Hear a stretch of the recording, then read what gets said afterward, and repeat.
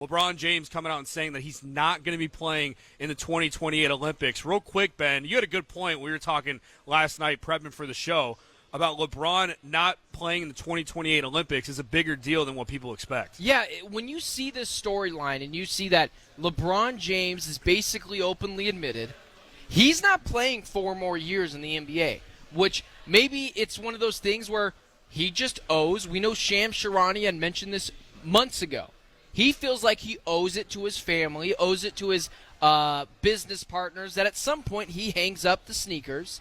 And so LeBron James basically coming out and saying, I won't be in the 2028 whatever country it's in Olympics.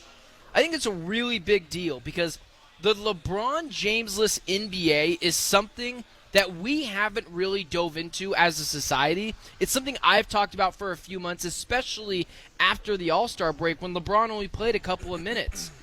I don't know if you believe this as well.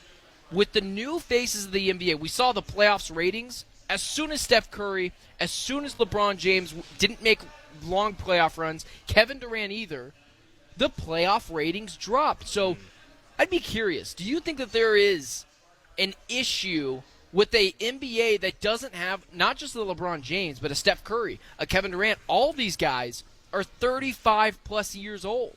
Yeah, I do. I think it's an issue, and I think there's also an issue, but there's also a positive to it, whereas I don't know if the NBA is going to be able to single one person out because there's so much talent, but I also think the downside of that is if you have so much talent, like you said, in the playoffs, other talent emerges, the nation doesn't know who they are. Nation's never seen them. Nation's ever seen SGA play in OKC, it being a smaller market, versus a LeBron James, Anthony Davis, or Steph Curry in a bigger market, like you said. But you, going back a little bit to LeBron in 2028, the Olympics are in Los Angeles. That's right. So I don't know if that also is going to play into factor. I don't know if he's coming with it a little early, saying, hey, I'm not going to play in 2028. Maybe he goes 2026, 2027. Maybe he rethinks the brand deals that he would get, the amount of attention. You know, LeBron loves attention, having it in Los Angeles. Does that play into factor, or do you think he's done with the Olympics in 2028? You know, I mean, no. I think he means what he says. I think he's done.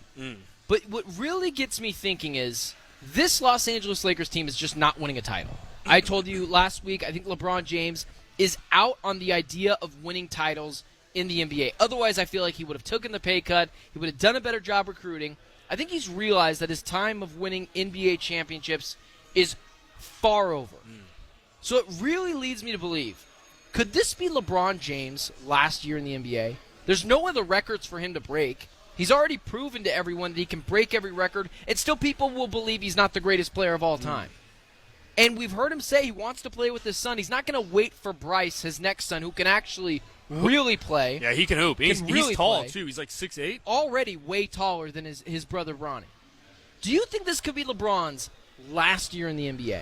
I'm going to say no, just because of what's going to happen this year with Bronny, like you mentioned, and the development with him. And I also feel like LeBron's going to have that farewell tour. I think he kind of wants to have the farewell tour the same as Kobe did. He's got a player option next year, and then after that, like we mentioned, 2026, 2027, he doesn't have a contract. He'd be a free agent. So I do think the 2-year window, I have a hard time believing with the anticipation of Bronny, with J.J. Redick in his first year, that he would just dip after 1 year. But again, it's LeBron James, the unexpected. We don't know. What do you think? That is a really good point. This will not be LeBron James' final year unless he comes out and says it. Because if we know LeBron James, he loves the spotlight. He loves people talking about him. And I would, too, with 300 million followers and being a prodigy and talked about being on Sports Illustrated since he was, 17, 18? He was literally labeled the chosen one at 17, 16 years old.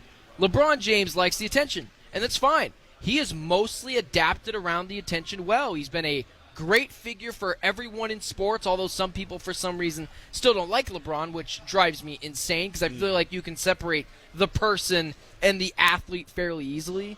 But you're absolutely right, and I didn't think about that. LeBron James is going to want his own farewell tour, a gift from every team. And if that's the case, I'd be curious to see what some teams give LeBron, like the Boston Celtics. But that's a great point. Do you remember when Kobe went on his farewell tour, how expensive the tickets were in Phoenix? How expensive every single market was when Kobe came into town? LeBron's going to be probably 10 times that. I think Dwayne Wade had something like that too, but it wasn't as big.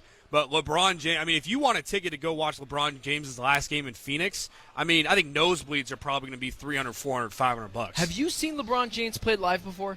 I have. I have not. I have. I was at the Lakers Suns in season tournament last year. Interesting. With the purple court. Interesting. Yeah. No, you've got to go out and see LeBron James. That's why.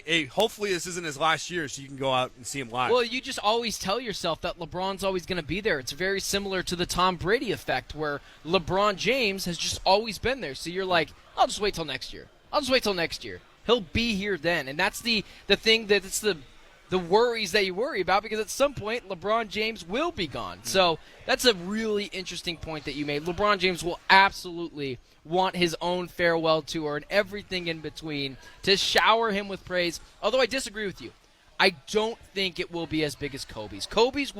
Really? Kobe is more influential than LeBron James. Steph Curry is more influential than LeBron James. There's a difference between being influential than it is being a great basketball player. It's why some basketball, just morons, think that Kobe Bryant is a better player than LeBron James when that's not the case. They're not close. LeBron James is much better in every way, shape, and form. Kobe Bryant was obviously just the better winner, which you can argue as well, because LeBron James went to more finals. But Steph Curry, people will argue as well. Steph Curry's better than LeBron. Steph Curry should be higher up than LeBron.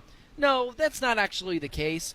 They're just more influential because it's the players that we grew up on. But it's an interesting topic of discussion because LeBron James basically coming out and saying this to everyone, hey, I'm done.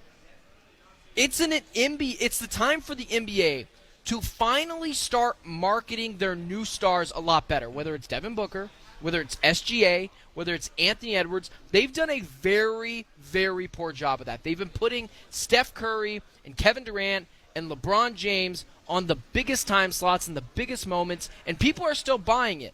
But at some point, you have to make that change. And if they don't, the NBA is really in for a rude awakening. Last question for you, just to hear your thoughts on this, and then we'll move on to our next topic after this break. Do you think the NBA is looking for an international guy to be the face or an American to be the face? I don't think it matters. You don't think it matters? I don't think it matters. Shohei Ohtani is arguably the biggest face in baseball. He's Japanese, or I believe he's Japanese. But it doesn't really matter. I mean, the NFL, maybe it's a little different because it's not a global sport, although people in the NFL like to argue it is. Maybe they have to be an American. But in the NBA, no. I don't think it matters. I love Luka Doncic, and I kind of love the way he talks, too. I love Nikola Jokic. Kind of love the way he talks. I think people say that because the standard AAU basketball player that grows up in America just has a different personality than someone who grows up overseas. That might be a harsh reality, but we cater to our stars differently. So no, I think if you just love the purity of basketball like I do, I genuinely don't think it matters at all.